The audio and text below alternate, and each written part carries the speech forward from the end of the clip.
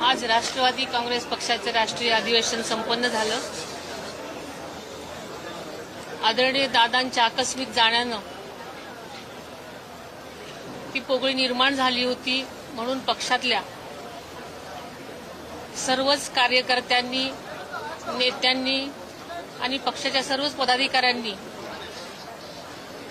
मला हे अध्यक्षपद स्वीकारावं अशी विनंती केली।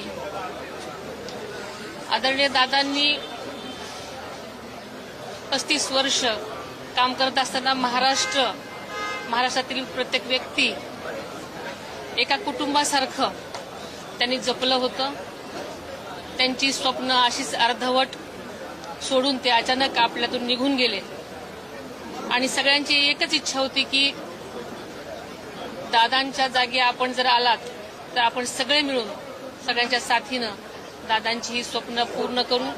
पक्षातल्या सगळ्यांचाच आग्रह आणि विनंती होती आणि ह्या सगळ्यांच्या मनामधला विश्वास आणि मला साथ देण्याची त्यांची हमी, या सगळ्याच गोष्टींमुळे मी हे आजचं पद स्वीकारलेलं आहे आणि आम्ही सगळेच मिळून संपूर्ण महाराष्ट्रासाठी, पक्षास वाढीसाठी आणि पक्षातल्या सगळ्याच तळागाळातल्या लोकांपर्यंत त्यांच्या कल्याणासाठी झटण्याचं आम्ही आश्वासन दिलेलं आहे।